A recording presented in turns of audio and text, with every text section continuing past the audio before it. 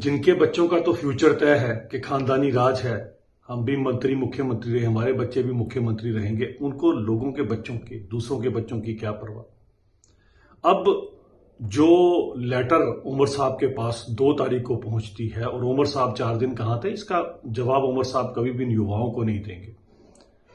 और 6 तारीख को जब वो बोलते हैं कि हमने इसे रिटर्न किया या हम इसके ऊपर जो भी सियासत राजनीति कर रहे हैं, तो 7 तारीख को तो पेपर है। अब ठीक है, कुछ लोगों ने कहा इसको इमीडिएटली पोस्टपोन कर देना चाहिए, एक ही दिन में शायद ये डिसीजन लेना ना लेना, ये तो सोचने वाली बात है। लेकिन वो भी बच्चे होंगे, क्योंकि कल कहा गया क्योंकि इंडिगो की फ्लाइट नहीं चल रही, कुछ लोग बाई एयर नहीं पहुंच सके। चले, उन बच्चों का तो मैं नहीं कहता, लेकिन जो बेचारा वो टांगधर से या वो हमारे बनी के किसी भंडार इलाके से बेचारा 2 दिन पहले का चला है कि मैंने पेपर देना है 7 तारीख को, और मान लिया सोशल मीडिया के जमाने में आज पता लग जाता है, लेकिन वो जो बेचारा ऊपर पहाड़ पे कहीं दुर्गम इलाके में बैठा है, वो किस तरह से पहुंचेगा, क्या इसका जवाब है किसी के पास? तो टेक्निकली देखा जाए तो सारे का सारा कसूरवार अगर कोई और डेलिबरेटली अगर किसी ने सियासत की है इसके ऊपर, तो उमर साहब ने और उनकी सरकार ने की है। अब उनको फर्क क्या पड़ता है इन सब चीजों से? उनको फर्क कोई नहीं पड़ता। अगर फर्क पड़ता हो तो अगस्त महीने की जब इसकी बात की गई इन पोस्टों को निकालने की, और नवंबर में एडवर्टाइज होते हैं और दिसंबर का डेट अगर 7 की सेटल होती है, तो 2 तारीख को आप जो चिट्ठी भेजते हो उसका रिप्लाई देने का आपके पास टाइम नहीं है, क्योंकि 4 दिन आप कहां घूम रहे हैं ये खैर आप ही को पता होगा।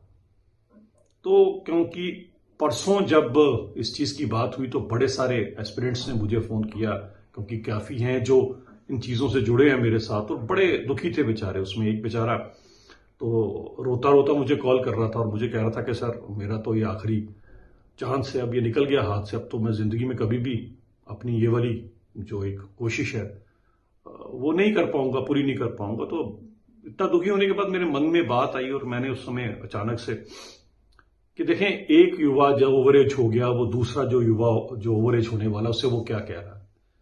वो उसे कह रहा है कि मेरी उम्र तो निकल गई। उमर साहब गौर फरमाइएगा कि मेरी उम्र तो निकल गई, अब तेरी बारी है, अपने वादे पे कर लो जरा गौर।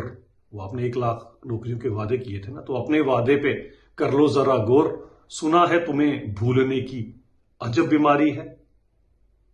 फिर आएंगे चुनाव, फिर मांगोगे वोट, फिर उतारोगे टोपी, तो क्या ये जनता भूल जाएगी कि ये टोपी तुमने पहले भी उतारी है? ये जो आपने किया है खासकर युवाओं के साथ, इसका आपको जरूर ये युवा जवाब देंगे। और मैं समझ सकता हूं, क्योंकि हम भी नौकरियों की लाइन में लगे थे, और जब किसी का दिल इस तरह से टूटता है तो बहुत बद्दुआ निकलती है।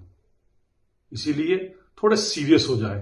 घूमना फिरना तो ठीक है, लेकिन जिस रिस्पॉन्सिबिलिटी के ऊपर आप बैठे हैं ना, वहां पर जब आप केवल और केवल सियासत के लिए, राजनीति के लिए इतने सारे बच्चों के मुस्तकबिल के साथ खेलोगे, तो ना तो भगवान माफ करेगा, ना वो खुदा माफ करेगा।